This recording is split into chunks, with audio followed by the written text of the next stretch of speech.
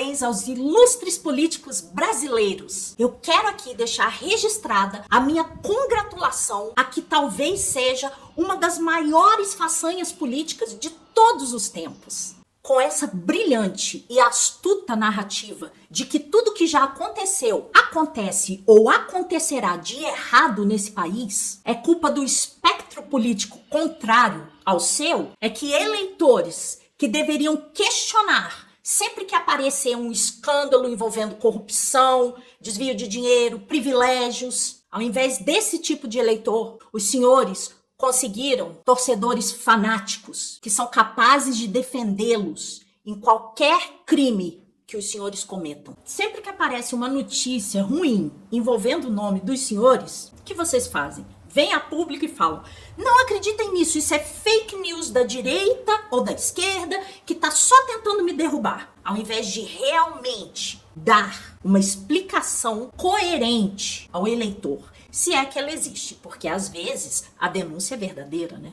Aí não há explicação. Nós temos que parar de achar que tudo de errado no Brasil acontece por causa do espectro político oposto ao nosso. Isso não é verdade. Olhe o mundo. Existem países extremamente prósperos que são governados tanto pela esquerda como pela direita. Existem países mais liberais, com menos interferência estatal, menos impostos, mas que o cidadão ali sobra mais dinheiro, ele mesmo se vira e paga suas contas, não precisa de serviços públicos. E tá tudo bem, as pessoas vivem com dignidade. Existem também países que aplicam mais programas sociais, tudo com muito respeito ao cidadão. E também tá tudo certo. As pessoas também vivem bem. Inclusive, nesses países, costuma até haver uma alternância de poder entre direita e esquerda, porque a esquerda costuma gastar mais envolvida em projetos sociais. E se ficar só por conta disso, vai gastando e embolando o Estado numa dívida impagável. E aí, de repente, vem a direita e dá uma consertada nas contas públicas. E isso é bom,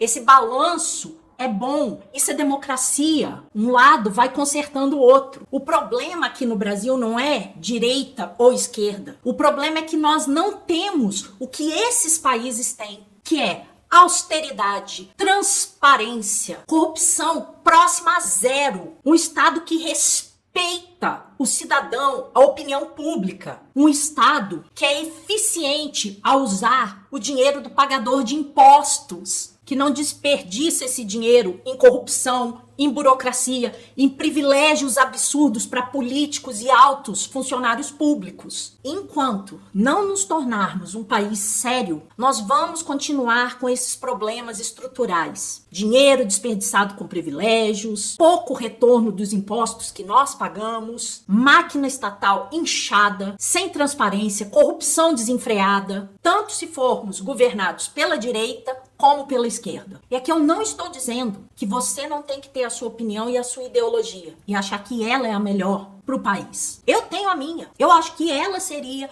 o ideal para o Brasil. Então, eu procuro votar em políticos que defendem essas ideias, essas pautas. Porém, nós temos duas responsabilidades quanto brasileiros. Nós temos nossa responsabilidade individual e que ninguém vai fazer o dever de casa por nós, que é votar naquele político e fiscalizá-lo. Não adianta nada a gente fazer como 90% ou mais dos brasileiros que passa a eleição, um ano depois já nem sabem quem votou. Só sabem quem votou talvez para governador e presidente. Não lembra mais do deputado, do senador, do vereador, mais nada. Nós temos que ser responsáveis. E como que a gente faz isso? Escolhendo os nossos políticos de preferência que vão defender as pautas nas quais acreditamos, mas que vão além. Também defendam a mudança desse sistema, o corte de privilégios, a transparência, a austeridade, a luta implacável e punição exemplar contra a corrupção. Então, se eu vejo que um político foi lá, votou para aumento de salário deles, aumento de algum privilégio, mais políticos nos representando no Congresso, eu nunca mais vou votar nesse político. Mas sem dúvida nenhuma, eu observo. Eu vou lá no site e vejo como ele votou. Se votou desse jeito, tá descartado. E é assim que cada um de nós tem que fazer.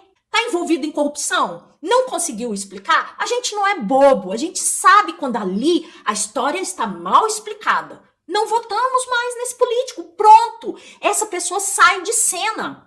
E a gente dá lugar para outra que, de repente, vai querer fazer um trabalho sério. E a outra responsabilidade que temos e não podemos nos eximir seria uma responsabilidade em conjunto. O povo brasileiro deve se juntar para exigir mudanças. E como isso seria possível?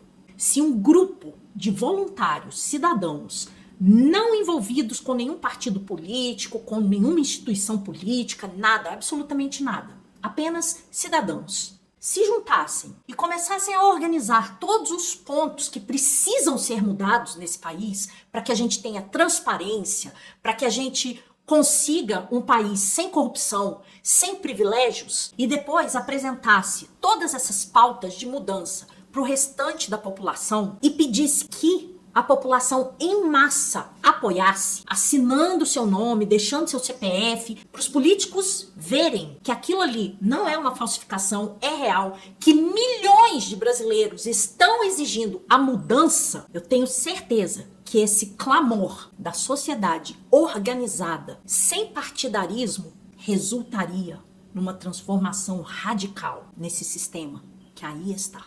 Se você gostou desse vídeo e apoia essa ideia, eu peço que você compartilhe-o com o máximo de pessoas possível para que essa ideia se espalhe. Comente, deixe o seu like e não se esqueça de seguir esse perfil. E jamais desista do Brasil. Tamo junto. Em té.